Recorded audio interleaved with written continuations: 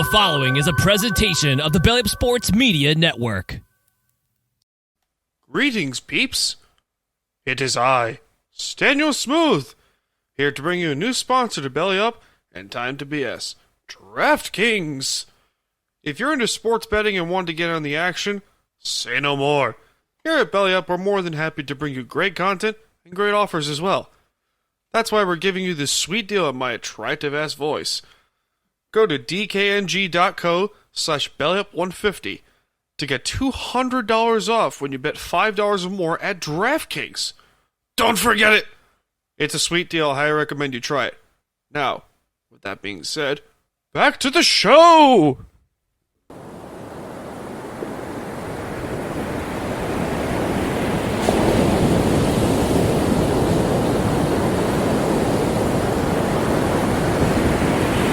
It's time to BS.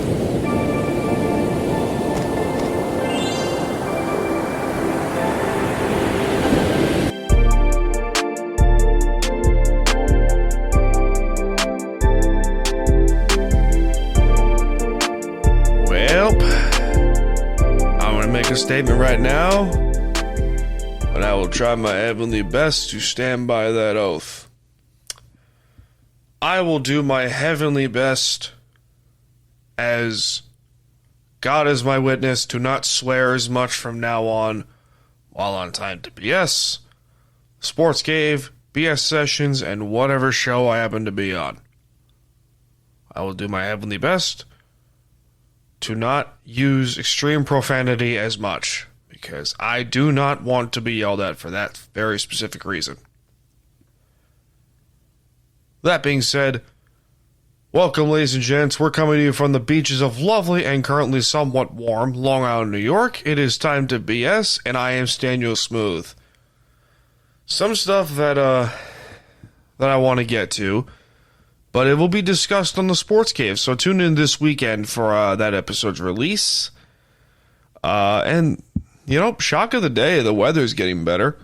I can actually sit outside without freezing off my rear end. You know, it's good. It's good to be able to sit outside in the morning, have a cup of coffee, and, you know, have a cigar from time to time, and just enjoy it. You know, just enjoy a genuine good time. You know, genuine good morning. And, you know, remind yourself of, you know, hey, today's going to be a good day. You know, we like these things. Today's going to be a good day. This ain't a hard thing to look into, you know. Just look forward to the good day. Because, you know, you could be me. I'm a professional rambler. That's what I do. And I'll continue to do so as I see fit. So, oh dear Lord. With that being said, let's get on with the show, shall we? So, I will start off with a major trigger warning, because what I'm going to talk about might disturb you. I wanted to get this right out of the gate done with. So, let's start off by talking about the elephant in the room. HBO released a new documentary on their streaming service, Max. You can also find it on Amazon Prime Video. Quote, the documentary is called Quiet on Set. It is about former Nickelodeon director, producer, whatever, Daniel Schneider, who, if you don't know, you'll know in the next 2 weeks. This documentary is gross. It made me, I'm 2 episodes into it, and I gotta say, this made me so mad as a human being. Just in general. Like, I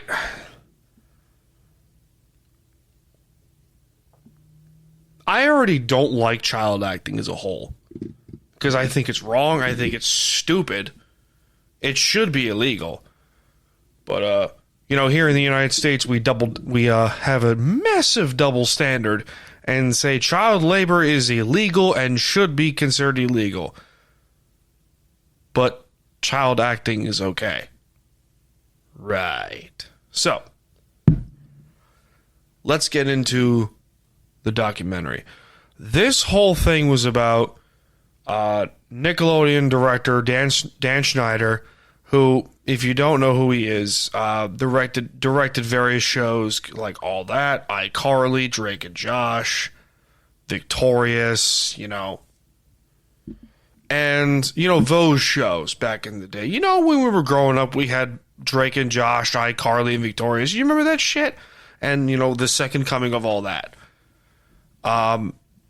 Relatively good shows. And then there were certain instances where you were like, oh, okay, this is weird shit. Like blatant foot scenes or spraying water over literal children, their faces. Fill in the blanks there. It's gross. The Amanda Show. Remember that shit? We'll get to her in a second. And it was pretty obvious that this guy had a blatantly obvious foot kink. Completely out of the ordinary of the Nickelodeon logo being the shape of a foot. Just throwing it out there. And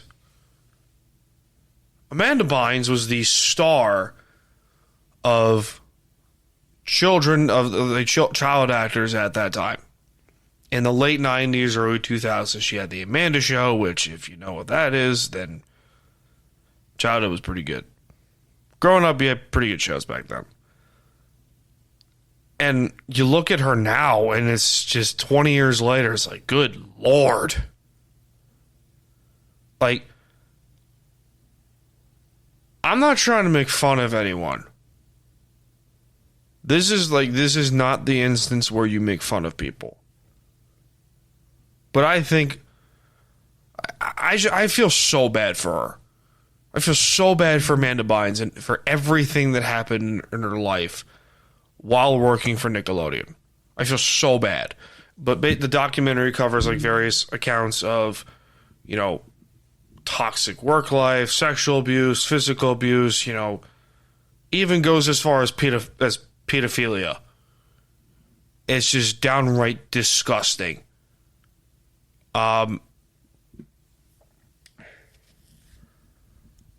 Daily reminder that child acting should be illegal. And this is one of the very, very few instances in my personal opinion that cancel culture should be used in this case. Absolutely. And there is an overwhelming argument that Dan Schneider and whoever else was involved with him during those moments of abuse, torture,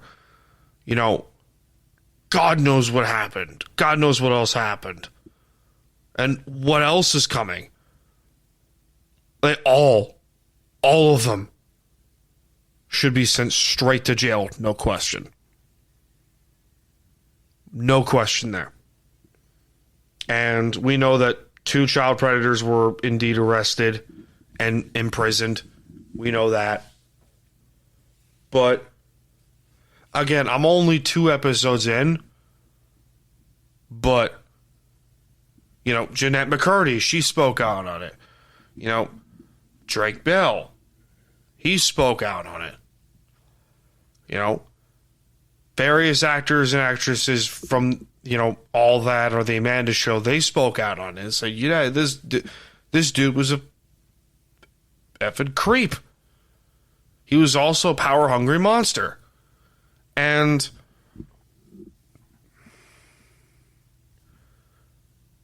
it's just, me and Megan were watching this, 2 days ago as I'm recording this. And it infuriates me that where else were the parents? Where were the parents involved in this? I know they were too busy, wiping their tears with their $100 bills. The parents of these children should be fucking ashamed of themselves. And there's one curse, but they should be effing ashamed of themselves Because while all this was going on, you as the parents, most of you, not all of you, but most of you, stood by and did nothing. You did nothing. And some of you knew this was going on and you said nothing to the police. Nothing. To the FBI, CIA, whatever. Don't care. You could have said something. And you didn't.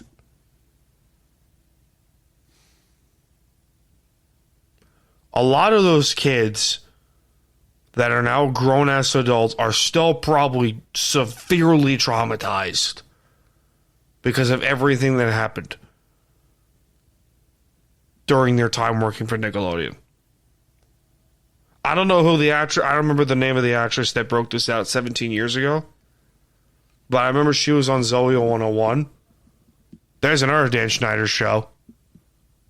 And she has the biggest balls on the face of the planet to attempt to take down or expose an empire that is Hollywood. You know, people want to talk about, the government's so corrupt, blah, blah, blah. Hollywood.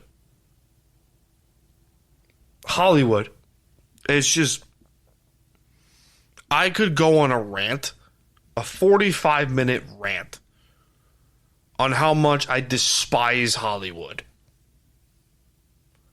But I won't, because then I'll run out of time. But I will say this, though. This is only just getting started. There's more coming.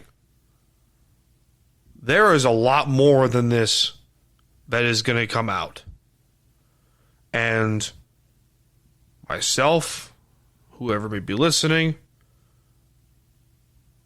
we got to get prepared for the inevitable worst that will eventually come out.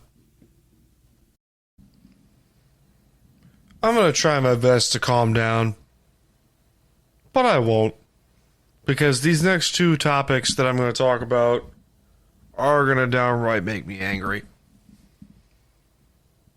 Tyreek Hill. Let's start with you. Tyreek Hill.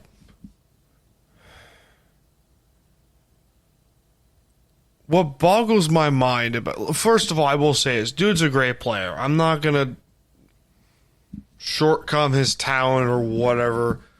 Dude's a really talented receiver, formerly of Kansas City, has since been with the Dolphins for the last couple of years now. And he was at one point the favorite to win league MVP this past season. At one point. Tyreek Hill has been in the middle of what seems to be tens of hundreds of domestic dispute scandals. His now ex-wife has filed for domestic assault charges. This man has been in the league for almost 10 years now. Has never been suspended by the NFL. Walks away scot-free every time with no suspension whatsoever, no fine, nothing. Has had a nasty history of violent efforts off the field. And I understand, talent overshadows everything, but at the same point, it's like, what? You're the National Football... Here's my point. If Tyreek Hill was a backup offensive lineman, he would be banned and out of the league yesterday. If he was a backup offensive lineman with the exact same accusations that are presented towards him. He's had a nasty history of violence, domestic disputes, domestic violence. You know, conclusive evidence right there, never suspended. Never. And I get it. I understand why. Because the NFL wants to protect their golden children. You're a star in the NFL, you don't get suspended. You are a backup player in the NFL, you get suspended. Simple as that. You know, for a league that constantly prides itself on doing the right thing, you know, set an example. I would love to see this guy get suspended. You know? I don't care who you are. Like, throw this out there. If a Seahawk player on my team was convicted of anything violent related, I would say suspend the guy. Get him off the team. Set an example. But they won't. Oh, they won't. It's crazy that this guy has been in the league for as long as he's been in the league, makes tens of millions of dollars, has never been suspended with the amount of bullshit that has gone his way. Nothing. No suspension. Nothing. Boggles my mind every time. Hopefully this is the last angry topic before I, try my best to calm down. And I had a pretty good day. I'm not going to lie. There were some moments where I'm like, oh, God, help me now, please. But at the same point, we do our best to be better for ourselves. Nothing wrong with that. The New York Islanders have a problem. They have a major problem. And oh boy. They had a 6-game winning streak that was now followed by a 5-loss streak in a row. 5 losses in a row now. After getting shellacked by Carolina. Quite honestly, it should have been 7-1. The final score of the previous game. You thought it was the head coach, Lane Lambert. He got canned. Patrick Waugh's been doing a pretty good job, all things considered. And the thing I will assess this. The Islanders, as currently standing, as of right now, March 20th, as of recording, March 20th, 2024, they have 73 points and are currently 5 points out of a realistic playoff spot, which is currently occupied by the second wildcard position, as Detroit has that position. There's 14 games remaining. Are they going to make the playoffs? No. No, I don't see it. I don't see how there's a reason why this team can make the playoffs. First of all, I will say this. Ilya Sorokin needs a lot of help because the penalty kill sucks. Like, what happened? Okay, what happened to this almighty penalty kill that was supposedly really good? What happened? What happened, huh?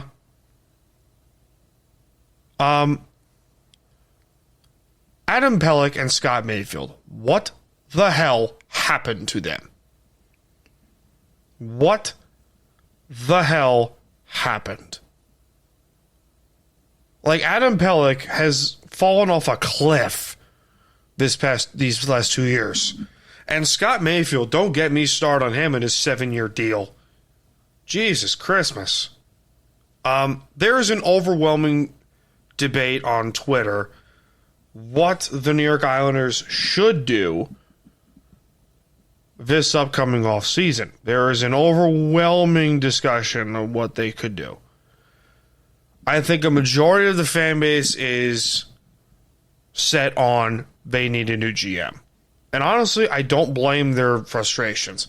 Islander fans have every single conceivable right to be frustrated. And I will talk more about Lou Lamoriello, the GM, in the Sports Cave. But to rebuild or to retool, that is the ultimate question. Because if you're going to rebuild, you might risk being dog shit for the next, at minimum, year or two. To retool, you trade some pieces away, probably get some prospects back or whatever you can get back, and call up the kids being Maggio, Ishlikov, Dufour, and Sam Bolduc. Get them some ice time. See what you can do about that. I think Patrick Waugh is the right coach. Also, Pierre Engvall, what happened to you? What happened to you? Also, another guy that signed for 7 years. there are realistically 6, maybe 7 players that you could build around. Matt Barzal, obviously, Bo Horvat, Brock Nelson, Noah Dobson, Adam Pelech, Ryan Pollock, and of course the 7th one being Ilya Sorokin. That is the 7 players that you can realistically build around. And you got to do whatever the hell you got to do. If that means you let Lou go, you do that. If it means you trade some players away, being Anders Lee, Pierre Engvall, whatever, trade them. Get whatever you can back for those players. Because it's ridiculous that if they miss the playoffs, which is a very good chance that they will, you can mostly blame a majority of it on the first half of this season, where they just could not hold a lead to save their life. After the loss to San Jose in overtime, I was like, this team can't hold a lead. This team would be so much better in terms of rankings had they not blown as many leads as they did. Like, it's ridiculous how many leads they've blown. It's crazy. But that's unfortunately how this shit works. I am a cynical Islander fan. I am full proud to admit that. I'm also a rational fan. And I understand when a rebuild is necessary. I was right on Pete Carroll. I've preached about the Yankees and their ineptitude to do this shit.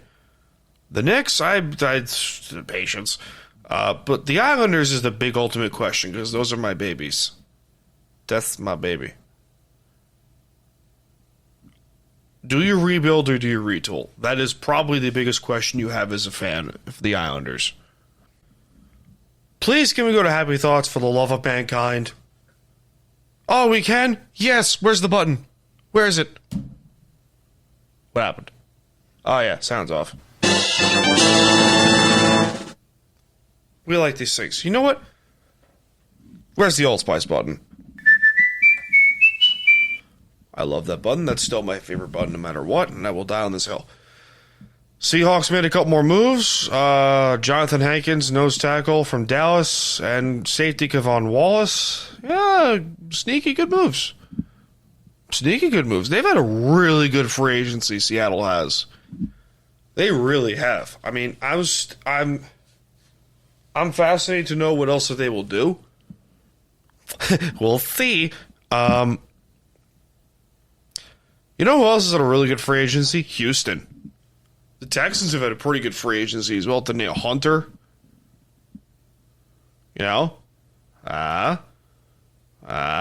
What do you think? That's a good move, Daniel Hunter. Joe Mixon, they traded for him. Danico Autry. Mario Edwards, they got him back. Hey, that's exciting. David Sharp, left tackle. Azeez Al-Shaair, Mike Ford, Lonnie Johnson, Jeff Okuda. Not a bad free agency. Really not bad at all. Cincinnati has been making some really good moves too. They've been sneaky good this offseason as well. I think right now, as currently it stands, the off-season champion is Pittsburgh. Right now, they're the definitive champions of the offseason. Patrick Queen, Deshaun Elliott, Dante Jackson, Cameron Johnston, Van Jefferson, Justin Fields, and most notably, Russell Wilson. Oof. I mean, I will give Pittsburgh credit. That it seems to me that they are moving away from the, quote, Steeler way. I will give them credit for that. New Orleans has looked pretty good, too. Chase, small moves, but Chase Young and Willie Gay, not bad. And Cedric Wilson, too. Plus, they also released Mr. 5-Yard Out, being Michael Thomas. That was fucking expected. Jesus. I'm just looking at through more of the moves that were made. Cleveland, you concern the crap out of me. Tennessee, I think, could be pretty good. You never know. Tennessee could be really good or really bad. But it looks like that Will Levis might be their guy. Maybe. We'll see. The Jets. Sports cave topic, but we'll see. The New York Jets used a Taylor ham, egg, and cheese sandwich to get Mike Williams to sign with the New York Jets, and it worked. Jets fan DoorDashed it. It was by NYJ Matt, his phenomenal Twitter guy. Somehow this shit worked. Good for him. Speaking of the Jets, you better make me proud. And the rest of New York, you better make them. You better make the rest of New York proud. Please, for the love of God. Seahawks signed Nick Harris, Tremaine Ankrum Jr., George Fant, Farrell Brown, Jonathan Hankins now, Kevon Wallace, Rayshawn Jenkins, Jerome Baker, Terrell Dodson. Pumped. I'm excited. This is nice. We like these things, we like good moves to be made. We like this. We like these things. I'm pumped overall as a whole for this upcoming season. It's more is coming. I'm pumped about that, but we shall see where the rest of this offseason particularly goes for the rest of the NFL. The rest of the NFL, I'm pumped. I'm so excited. Speaking of randomly exciting, Beyoncé apparently is releasing a country album. God help us all. Okay, hold on. Let me continue before I get to my thoughts on her. Cowboy Carter is her reportedly new country album, and did you know that Beyoncé is from Houston, Texas? Because I sure as hell did not know that. I didn't know that she was from Houston. Does that technically mean she gets the country pass? I don't know. Listen, Beyoncé,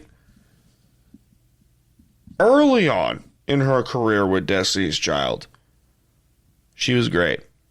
And then somewhere in there, her ego took over and was like, "No, bitch, I'm the queen of this shit."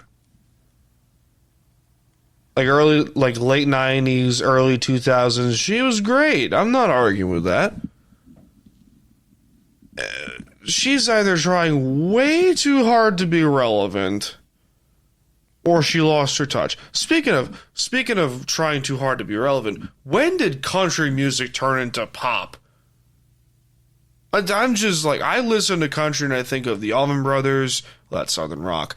Like Waylon Jennings, Willie Nelson, George Strait, George Jones, Reba McEntire and Dolly Parton.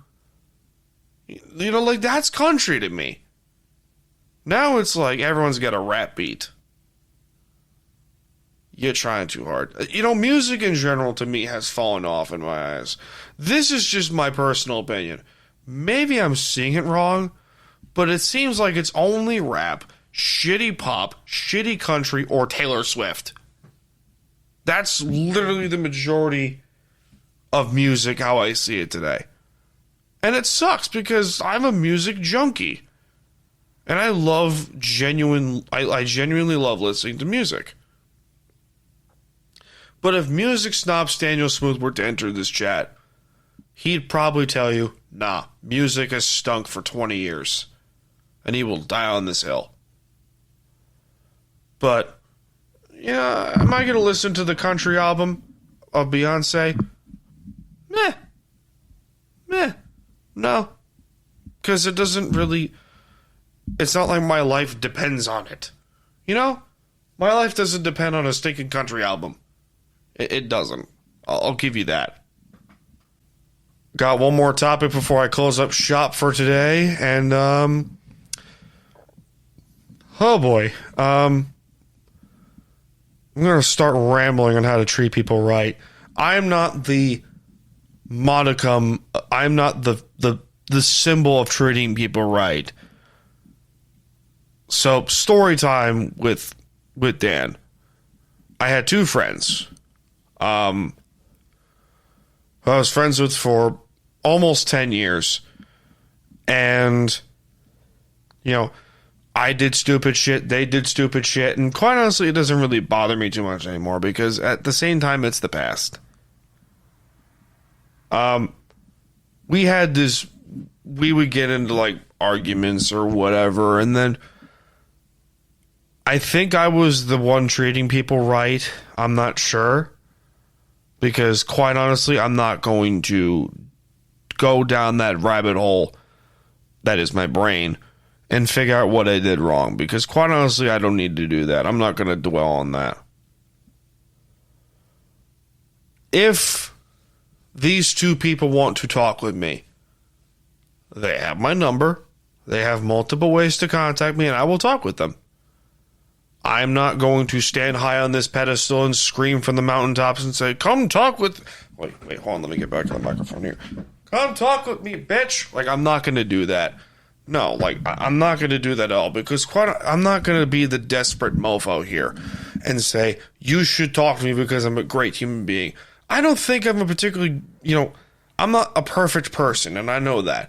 But I also know that it's not hard, that it costs nothing to treat people with kindness.